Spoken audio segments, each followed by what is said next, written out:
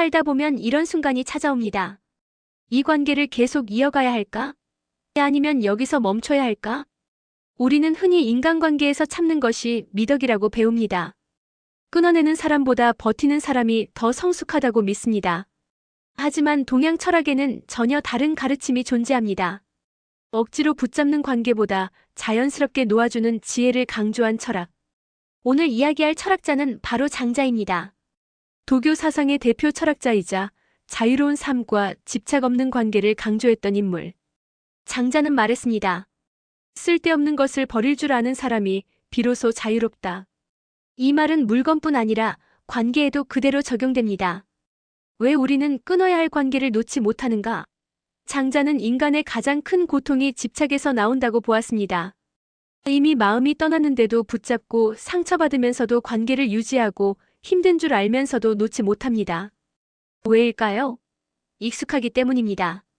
인간은 불편한 관계보다 익숙한 관계를 더 쉽게 선택합니다. 하지만 장자는 경고합니다.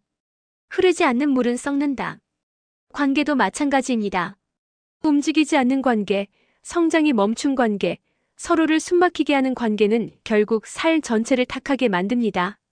첫 번째로 손절이 필요한 관계는 당신의 자유를 빼앗는 사람입니다. 장자의 철학을 한마디로 정리하면 자유롭게 살아라입니다. 그는 이렇게 말했습니다. 새가 하늘을 나는 이유는 누가 허락했기 때문이 아니다. 그런데 우리의 인간관계를 돌아보면 마치 허락을 받으며 살아가는 경우가 많습니다. 그 사람 눈치를 보느라 선택을 망설이고 하고 싶은 말을 삼키고 내가 아닌 다른 사람이 되어갑니다. 이건 관계가 아니라 보이지 않는 감옥입니다. 장자는 말합니다. 자신을 잃는 것이야말로 가장 큰 속박이다. 당신을 자유롭게 하지 않는 관계라면 그 관계는 이미 건강하지 않습니다. 두 번째로 손절이 필요한 관계는 억지로 유지되는 관계입니다. 장자는 자연을 최고의 스승으로 보았습니다. 자연에는 억지가 없습니다. 봄은 오려고 애쓰지 않고 꽃은 피려고 힘주지 않습니다. 그저 때가 되면 그렇게 됩니다. 장자는 말합니다. 자연스러움이야말로 가장 큰 힘이다. 인간관계도 마찬가지입니다. 만나면 편안한가? 침묵이 어색하지 않은가? 애쓰지 않아도 이어지는가? 만약 관계를 유지하기 위해 계속 노력해야 한다면 그건 이미 자연스럽지 않은 것입니다. 억지 관계는 오래가지 못합니다. 그리고 오래갈수록 더 큰 피로를 남깁니다. 세 번째로 손절이 필요한 관계는 당신을 있는 그대로 보지 않는 사람입니다. 장자의 유명한 이야기 중에 쓸모없는 나무 이야기가 있습니다. 뒤틀리고 울퉁불퉁해서 목재로는 쓸 수 없는 나무. 그래서 아무도 베어가지 않았고 그 나무는 오래 살아남았습니다. 장자는 여기서 중요한 메시지를 전합니다. 쓸모없음 속에 오히려 큰 쓸모가 있다.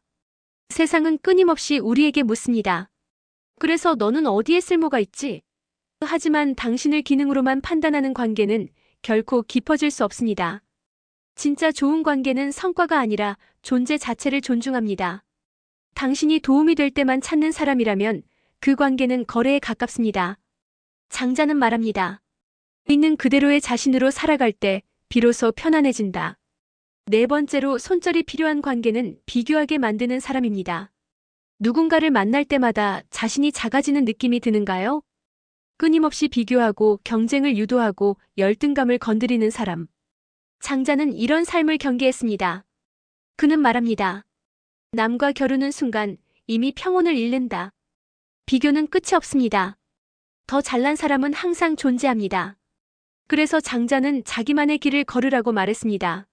남의 속도로 살지 말고 남의 기준으로 자신을 재지 말라고. 당신을 경쟁자로 만드는 관계보다 당신을 당신답게 만드는 관계를 선택하세요. 다섯 번째로 손절이 필요한 관계는 떠나야 할 때 떠나지 못하게 하는 사람입니다. 인생에는 흐름이 있습니다. 어떤 만남은 그 역할을 다하면 끝납니다. 하지만 우리는 끝을 인정하지 않으려 합니다. 장자는 말했습니다. 머물러야 할 때와 떠나야 할 때를 아는 것이 지혜다. 떠나야 할 관계를 붙잡는 이유는 대부분 하나입니다. 추억 때문입니다. 하지만 기억하세요. 추억은 아름다울 수 있지만 현재의 고통을 정당화하지는 않습니다. 관계는 과거가 아니라 지금의 모습으로 판단해야 합니다. 그렇다면 손절은 냉정한 행동일까? 장자의 철학은 의외로 부드럽습니다. 그는 억지로 끊어내라고 말하지 않았습니다. 대신 이렇게 말합니다. 놓아야 할 것은 힘주어 떼어내지 않아도 스스로 떨어진다. 손절의 핵심은 싸움이 아닙니다. 거리입니다. 설득하지 않아도 되고 이해받으려 애쓰지 않아도 됩니다. 그저 자신의 길을 가면 됩니다. 그러면 맞지 않는 사람은 자연스럽게 멀어집니다. 많은 사람들이 관계를 정리하지 못하는 이유는 혼자가 될까봐 두렵기 때문입니다. 하지만 장자는 고독을 이렇게 표현했습니다. 홀로 서 있는 나무가 바람을 가장 먼저 만난다. 고독은 결핍이 아닙니다. 성장의 공간입니다. 혼자 있는 시간 속에서 우리는 비로소 자신을 만납니다. 오히려 사람들 속에 섞여 있으면서 자신을 잃는 것이 더 위험합니다. 장자는 복잡함보다 단순함을 사랑했습니다.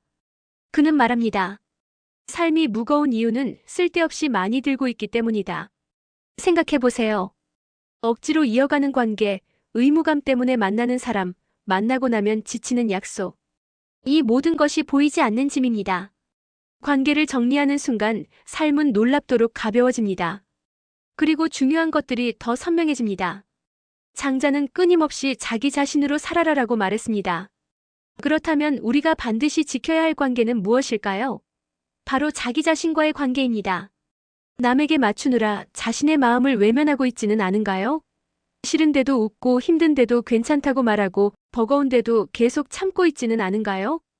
장자는 말합니다. 자신과 조화를 이루는 사람이 세상과도 조화를 이룬다. 자신을 배반하면서까지 지켜야 할 관계는 없습니다. 관계를 정리하면 처음에는 허전합니다. 하지만 곧 깨닫게 됩니다. 마음이 조용해졌다는 것을, 생각이 맑아졌다는 것을, 삶이 편안해졌다는 것을. 장자는 이런 상태를 소요유, 즉 자유롭게 거니는 삶이라 불렀습니다.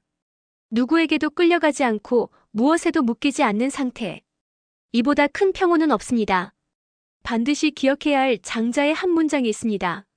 억지로 맺은 것은 오래가지 못하고 자연스럽게 맺은 것은 끊어지지 않는다. 그러니 관계를 평가할 때 단 하나만 물어보세요.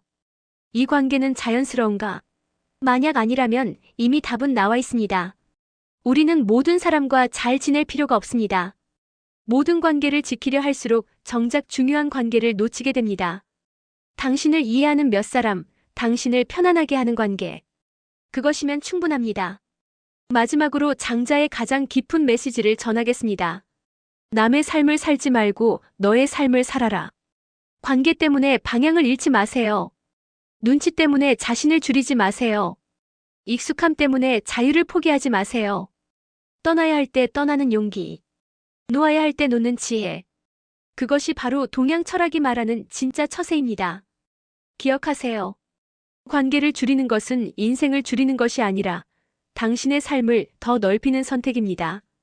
여기까지 장자의 손절에 관한 영상이었습니다. 구독과 좋아요는 명언소리 채널 운영에 정말 큰 힘이 됩니다. 감사합니다.